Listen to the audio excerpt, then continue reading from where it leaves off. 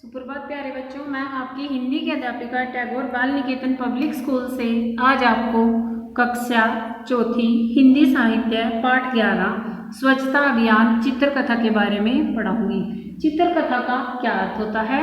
जिस कथा को चित्रों के माध्यम से दर्शाया जाता है, क्योंकि जो कथा होती है उसको क्या किया हुआ है, चित्रों के माध्यम से दर्शाया गया है। आइए शुरू करते हैं। प्रतीक और राहुल दोनों पक्के मित्र थे। प्रतीक अपने मोहल्ले की गंदगी अथवा अस्वच्छता से बहुत परेशान था। एक दिन वह उदास बैठा था, तभी उसका दोस्त राहुल वहां आ गया। राहुल ने उसकी परेशानी का कारण पूछा। राहुल, मेरी उदासी का कारण हमारे मोहल्ले की अस्वच्छता है। अस्वच्छता का अर्थ होता है गंदगी। दोस्त, तुम उदास क्यों हो? अब इसने पूछा है कि तुम उदास क्यों हो। फिर इसने इसको क्या बताया? राहुल, मेरी उदासी का कारण हमारे मोहल्ले की अस्वच्छता है।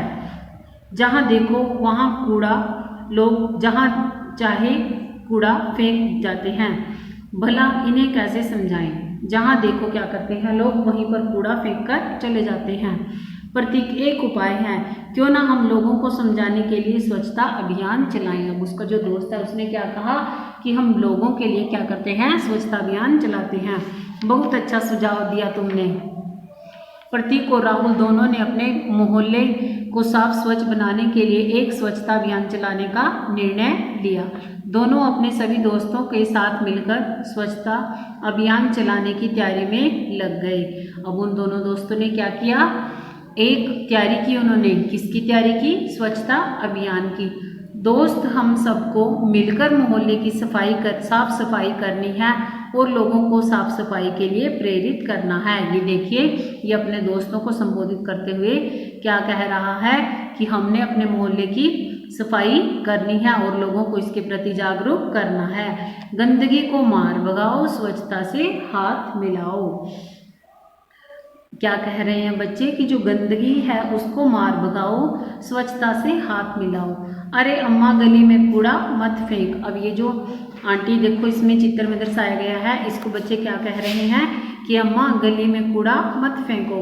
अरे चाची, बच्चे को खुले में शौच मत कराओ, कि जो बच्चे होते हैं उनको खुले में शौच नहीं करनी चाहिए। माली काका, पेड़ पौधों की पत्तियां मत जलाओ। अब ये देखो इस चित्र में क्या है, जो माली है वह क्या कर रहा है, पेड़ पौधों की पत्तियों को जला रहा है। इन्हें गला सड़ाकर उत्तम खाद बनाओ, कि इन्हें आप जब इनको गलाओगे तो थोड़े दिन बाद इसकी उत्तम खाद तैयार हो जाएगी। अरे भाई, केले के छिलके सड़क पर मत फेंको। अब ये देखिए इसको क्या कह रहे हैं कि अरे भाई, केले के छिलके जो हैं उनको सड़क पर मत फेंको, क्योंकि जो केले का छिलक होता है उस पर से अगर हम फिसल जाते हैं तो बहुत चोट लग जाती है। कूड़ा हो या छिलके, सबको कूड़ेदान में डालो, कि अगर आपके पास कूड़ा है या छिलका है जो भी है उसको क्या करना है, आपने कूड़ेदान में डालना है। धीरे धीरे बच्चों के स्वच्छता अभियान में बड़े भी शामिल हो गए। जैसे जैसे क्या हुआ, उनकी बात लोगों को अच्छी लगी तो लोगों ने उनका साथ देना शुरू कर दिया। सबने अपने मोहल्ले को साफ रखने की शपथ ली। अब प्रतीक बहुत खुश था। अब प्रतीक जो था वह बहुत खुश था, क्योंकि उसके मोहल्ले के सब लोग क्या कर रहे थे, उनकी सहायता कर रहे थे। किसमें सहायता कर रहे थे? स्वच्छता अभियान में। बच्चों, तुमने हम सबको स्वच्छता की सीख दी है। आज से हम सब स्वच्छता की रक्षा मिलजुल कर करेंगे।